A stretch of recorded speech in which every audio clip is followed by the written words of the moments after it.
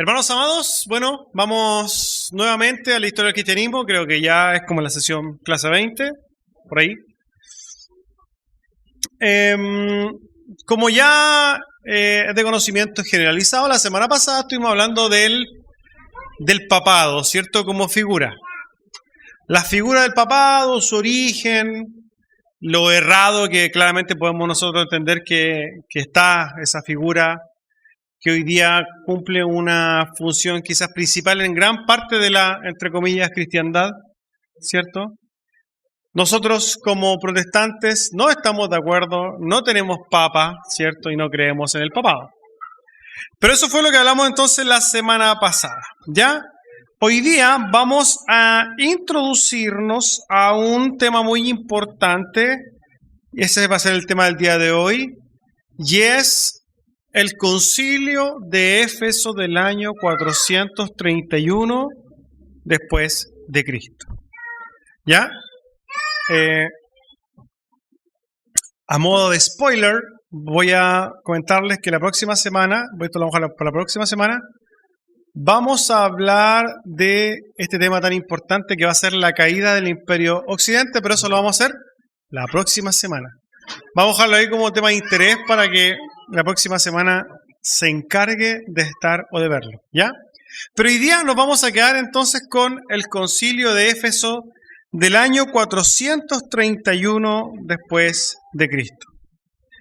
A ver, hermanos, dentro de, llamémoslo así, la iglesia de modo genérico, la iglesia en general, se han dado muchos concilios, muchos concilios. Pero hay concilios que son reconocidos, aceptados, abrazados, tanto por protestantes como nosotros, como romanistas, ¿cierto? Como parte de la iglesia romana también son abrazados. El concilio de Éfeso es uno de ellos, ¿ya? Este concilio de Éfeso se realizó en los meses de junio y julio del año 431. Si lo pensamos y quizás hacemos un poquito de memoria y miramos para atrás, Cristo ya murió hace unos 400 años. Ha pasado bastante agua debajo del puente, ¿cierto? Ha pasado bastante historia del cristianismo. Como habíamos dicho, hay muchos concilios que se han dado a través de la cristiandad, pero hay concilios que son reconocidos por tanto protestantes como romanos. Y este es uno de ellos. Recordemos que el primero fue el concilio de Nicea, ¿cierto? Y el concilio de Constantinopla que vimos, ¿cierto?, hace una semanita atrás. Primer concilio de Nicea, segundo concilio de Constantinopla, tercer concilio, el concilio que vamos a ver el día de hoy, el de Éfeso. Concilio de Nicea, se aceptaba, ¿cierto?, la divinidad del Hijo, que era consustancial con el Padre, eso lo habíamos visto, ¿cierto? Concilio de Constantinopla, también se acepta la divinidad del Espíritu Santo. Padre, Hijo y Espíritu Santo consustanciales. Y hoy día es el tema un poco quizás también relacionado con la cristología, y es lo que vamos a estudiar el día de hoy. Preguntamos, por tanto, ¿cuál es el contexto en el cual se genera este concilio? ¿Por qué se genera este concilio? Y a través de esto entonces vamos a ver qué es lo que sucedió entonces en este tiempo. Como ya habíamos mencionado veces anteriores, y espero que usted tenga claro esto, conforme pasó el tiempo en el cristianismo comenzaron a nacer muchas herejías, muchas falsas doctrinas, de todo tipo, muchas falsas enseñanzas, muchas malinterpretaciones, muchas, como hablábamos hoy día en la mañana, filosofías humanas introducidas en la iglesia, muchas cosas. Es así, hermanos, como aparece un movimiento herético también podríamos llamarlo, llamado apolinarismo. Ya habíamos mencionado el apolinarismo antes, ¿cierto? Que venía de un hombre llamado Apolinar. Esto aparece más o menos unos 50, 60 años antes de este concilio, ¿cierto?, en el Imperio Romano, ¿ya? El apolinarismo debe su nombre a Apolinar, un pastor de la Odisea, el cual postulaba que Jesucristo no tenía un alma humana, ¿ya? Este hombre postulaba que Jesús no tenía de alguna manera un alma humana, y a través de este postulado lo que hacía era deshacerse básicamente de la naturaleza misma humana de Cristo. Esto quizás para algunos va a ser complicado de entender, pero ya lo va a poder masticar. El pensamiento de Apolinar trajo consecuencias claras y reacciones de muchos cristianos de muchos lugares, ¿ya? ¿Qué sucedió con esto? Ya también habíamos mencionado que dentro del desarrollo de la teología cristiana habían dos escuelas que eran fuertemente, las dos escuelas más importantes, podríamos decir, de pensamiento, ¿cierto? La escuela de Alejandría y la escuela de Antioquía. Eran dos, digamos, ciudades entre las cuales habían formas e interpretaciones de acercarse a la Biblia que tenían ciertas diferencias las unas de las otras, ¿ya? Desde la escuela de Antioquía vino una respuesta a los postulados de Apolinar, en contra del apolinarismo, y se empezó entonces a desarrollar una teología, o que básicamente nosotros la encontramos en la Escritura, pero se empezó a defender una teología, una doctrina que hablaba o postulaba que Jesucristo, o en Jesucristo, habitaban dos naturalezas. Una naturaleza humana y una naturaleza divina, ¿cierto? En Cristo nosotros podemos entender hoy día que habitan dos naturalezas en un mismo ser. En Cristo encontramos una naturaleza humana y encontramos una naturaleza divina. Encontramos a Jesucristo hombre y Jesucristo Dios. En eso yo creo que cualquier cristiano entonces debe estar convencido, ¿cierto? Debe estar claro de eso. Ahora bien, si bien desde Antioquía se postula esto, el desarrollo de esta teología no estaba muy, digamos, trabajado. No estaba muy trabajado, estaba como entre sombras, estaban los postulados, no había mucha luz. Y lo que sucede justamente con este pensamiento es que es tomado, es, digamos, adoptado por un patriarca llamado Nestorio. Nestorio era el patriarca de Constantinopla. Quizás aquí vamos a copuchar un poco, ¿ya? Vamos a copuchar un poco, y es que en Constantinopla generalmente habían patriarcas que se identificaban más con la escuela alejandrina.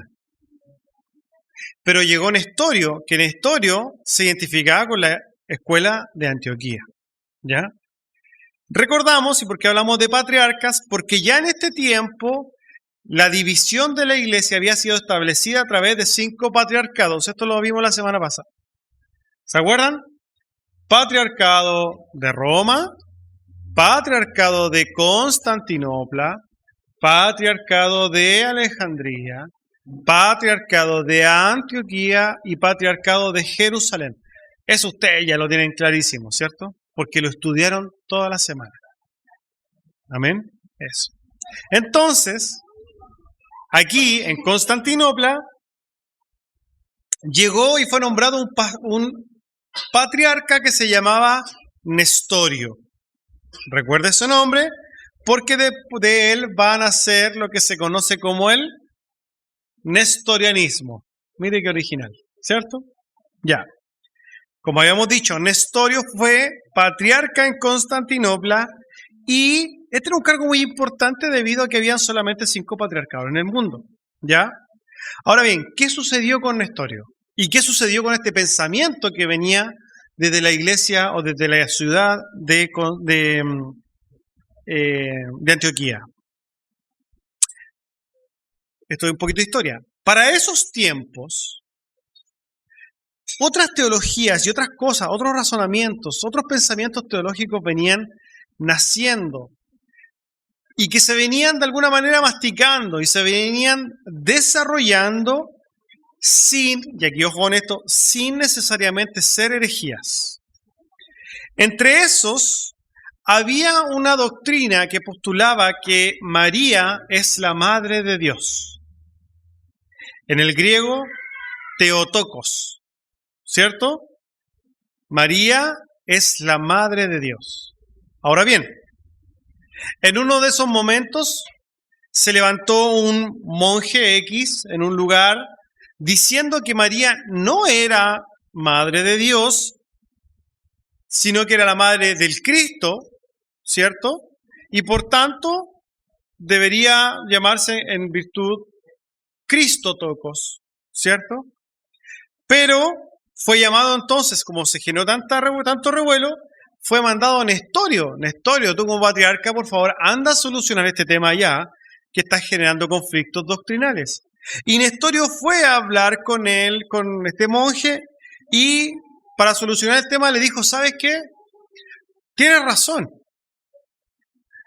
Marías no es Theotokos, no es madre de Dios, sino que, y aquí encontramos, sino que tomando la doctrina de Antioquía dice, lo que pasa es que María es madre de la parte carnal del Cristo hombre, pero no es madre del Dios. Por tanto, es solamente Cristotokos y no Theotokos. Es solamente madre de Cristo y no madre de Dios. Para muchos evangélicos, hermanos, esto sonaría lógico. Y de hecho, muchos evangélicos dicen, si tú le preguntas, ¿y María es madre de Dios? Van a decir, no, ¿cómo va a ser madre de Dios? ¿Cierto? Porque en nuestro pensamiento, así como evangélico, no estamos de acuerdo con esto. Pero, hermanos, es en virtud de esta disputa que se va a generar este concilio.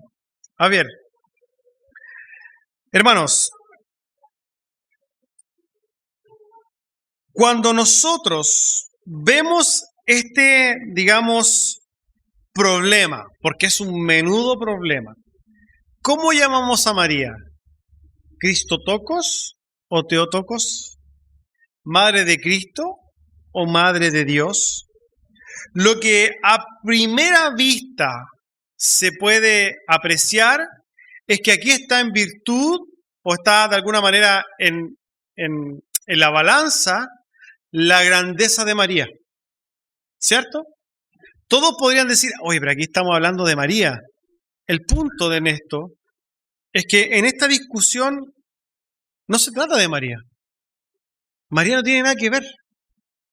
No es el punto de discusión la grandeza o la inferioridad de María. No es el punto. Y esto es lo que ustedes, hermanos, cuando nos acerquemos a esto, tiene que comprender. Cuando hablamos de que María es Theotokos o Cristotokos, no tiene que ver con María. Tiene que ver con Cristo. Tiene que ver con Cristo. Esto de si María es madre de Dios o madre de Cristo no tiene mucho que ver.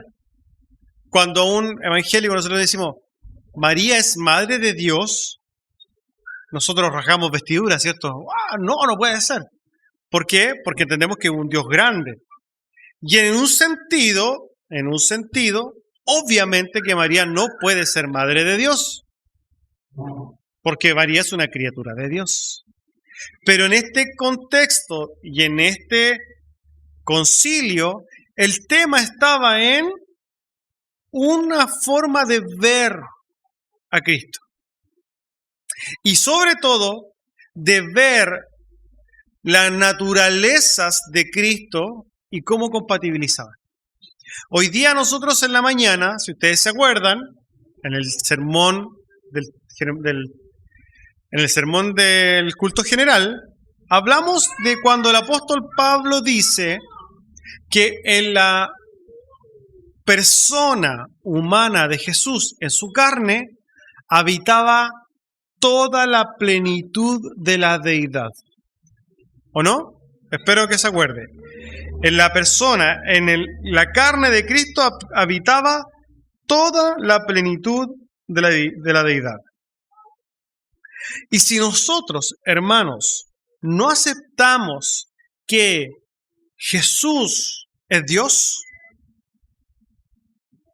no podríamos decir que Dios caminó entre nosotros, ¿cierto? Porque Dios caminó entre nosotros. No podríamos decir que Dios murió por nosotros, ¿cierto? Si es que no aceptamos que en la carne de Cristo habitaba Dios, o estaba Dios mismo, o era Cristo caminando Dios. Si nosotros no aceptamos que Jesucristo en la carne es Dios, no podemos decir que Dios murió por nosotros. Es lógica, ¿no? ¿Sí o no? Bueno. Por tanto, hermanos, nosotros no podemos separar a Dios. No podemos separar a Cristo. No podemos separar a Jesucristo. Esto es algo que tenemos que entender. La defensa y lo que Nestorio dijo al decir, no, espérate, Jesús tiene dos naturalezas y daba a entender que estas naturalezas actuaban de forma diferente para ciertas cosas, estaba diciendo, por eso es madre de Cristo, pero no es madre de Dios. Y esto, hermano, trajo mucha controversia. Se levanta el patriarca de Alejandría, Cirilo, en ese entonces y empieza entonces a atacar este postulado porque entendía que esto no era correcto. Es así como finalmente en esta trifulca de teología, de postulados, es el mismo Nestorio el que va a recurrir a Teodosio II para que lo ayude. Y es Teodosio el que finalmente convoca al concilio de Éfeso para aclarar esta situación.